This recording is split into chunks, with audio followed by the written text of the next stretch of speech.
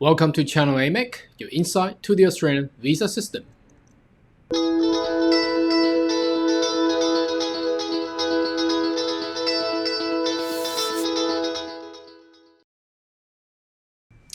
Good day everyone, my name is Carl Young, your online YouTube visa consultant. Are you interested about Australian migration, study abroad, or perhaps invest into Australia? Why don't you consider to subscribe to my channel, so once we have all the updates and news, you'll be the first one of getting all the insights. Okay, now this video I would like to discuss in regards to the GTI program, Global Talent Independent, which I had previously described and explained it in numbers of different videos. So I'll put more increment because under the law, although it's quite simple, but the utilization of the visa category can have more impact, and perhaps you might be interested or you may be suitable for this. A lot of people don't know whether or not they are suitable for this type of category visa. So let's jump into the actual GTI's web page, which the Australian Government of Department of Home Affairs have published, and I often refer to this web page with the eligibility. Obviously, again, I'll just review this again. You want to talk about the detail I had done in the previous video. So, target sector has to be agtech, space, advanced manufacturing, fintech, energy, mining technology, medtech, cybersecurity, quantum information, advanced digital and data science, and ICT. So the point of this is getting all these talented people who are under this distinguished talent visa, and the law that we're going to talk about today is that you need to prove that they are internationally recognized. Now, it's a very vague, and there's no definition actually to actually verify or distinct or define what internationally recognized actually is. So I'm gonna take you to the actual policy to actually see what actually meant and how the GTI officer, or should I say the departmental officer, how they assess whether or not the personnel or the applicant, who's gonna be you or perhaps your friends, can be fit into this category of defined meaning of international recognized. So let's jump into the legend, which is the dictionary of the whole bulky Australian immigration law. And let me magnify this a bit so you might have it fully here. So as you can see here, this is actually the whole, it's very bulky. I'm not going to go through the whole thing, but I'm here to actually tell you in regards to subclass. As you can see here, 858.212 under subclause 2, which is obviously the meat of the GTI visa criteria. So we must have international recognized record, exceptional outstanding achievement. So that whole thing, how does being explained and meet into that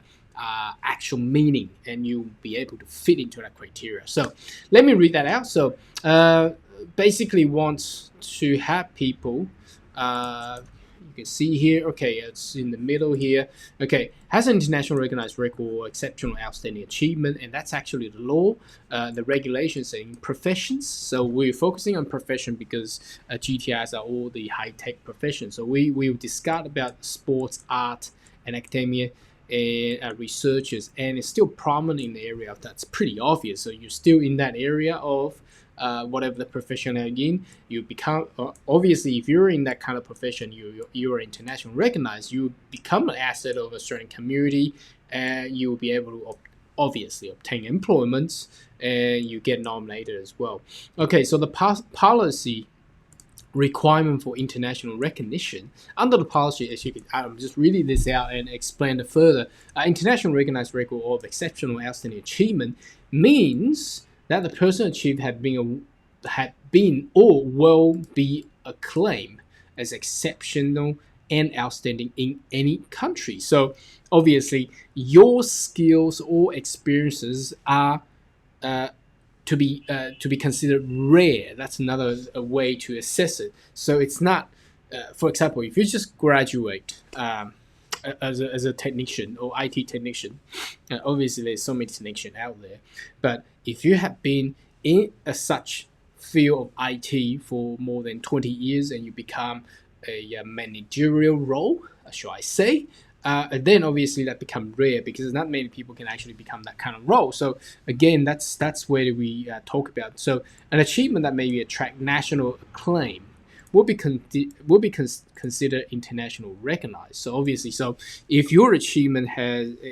can be some sort of in your origin country or nations, can be acclaimed, then that's international recognized. If the achievement is in the area of practice in any other country or has or attract similar acclaim in those countries. So that's pretty old. That will be a better way to actually explain it. So again, putting that scenario of IT professions. So if you're just a general programmers, there are a lot of programmers, but if you've been focusing in the specific techniques or algorithm, which not many people actually know, and the seniority of your position within that research group or employment area is considerably high under national claim position, then obviously that's international recognitions. So how they assess it is that's what we're going to talk about here. In determining international standing, an applicant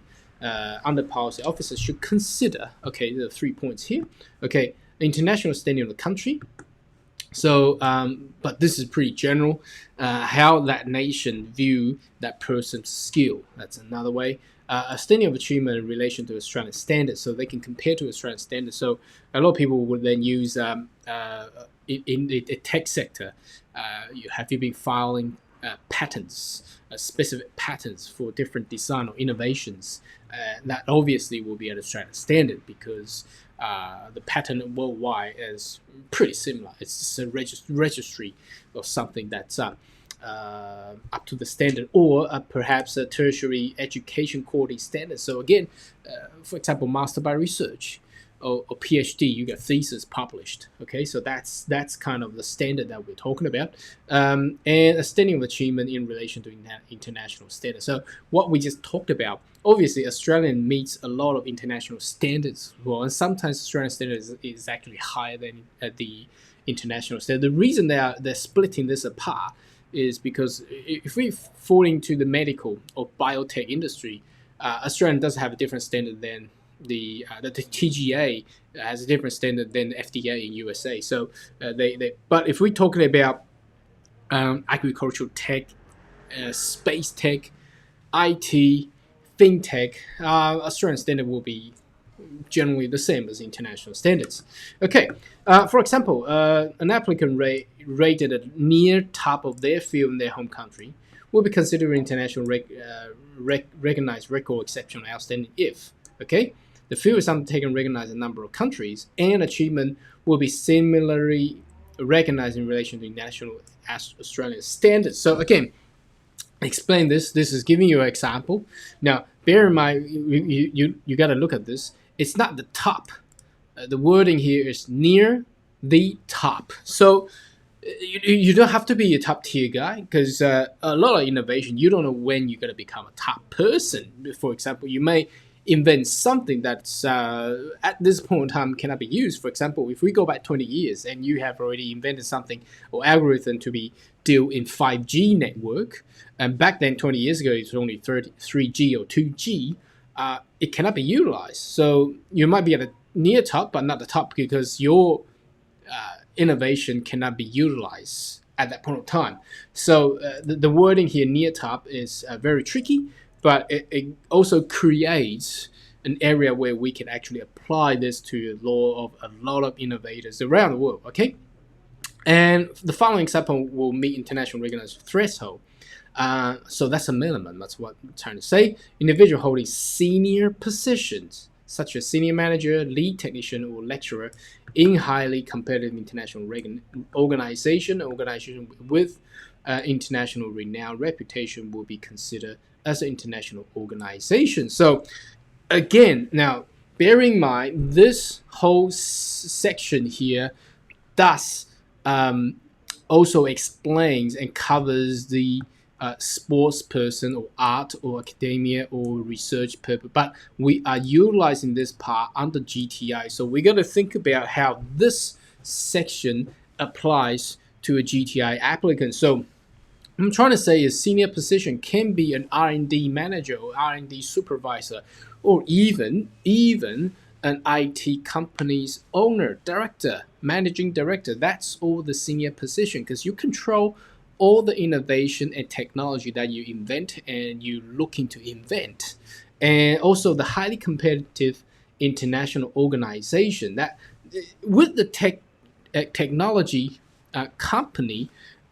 Basically, I would say I haven't seen any technology company being done with potential R&D and logic patent, and they are not internationally in an international competitive environment. I mean, if you don't want to enter into international competitive competition environment, then obviously you're out of the competition. No one needs you. You might as well just set up a computer repairing shop. So a technology, an IT company who is inventing something with innovation and lodging patents, then that will easily be recognized as international organizations. Okay, and if you hold a senior position in that company, you meet that requirement.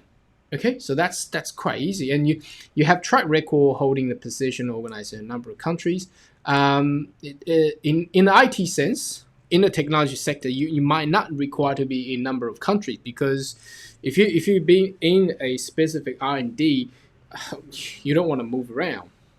That is more of sense for art or sports person, or in a medical sense. For example, drugs, some kind of biotech element being invented. You wanted to get some tests around different countries, and that will meet that criteria. Okay, so and the final one is individual competing major international projects. Okay, so again, that's a sports person will be pretty easy to fit that requirement, because they will go around different country to enter into different world competitions.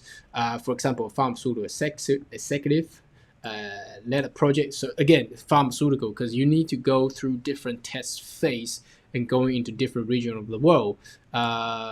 Accelerated clinical trials. So again, that's talking about biotech and medical, pharmaceutical, medical sense. So if we take IT, it might not require to going around the world, because as long as your applicable technology or innovation can be fit into the requirement of the current application of technology, for example, in the new iPhone 13, for example, then obviously you meet that recognition or international achievement.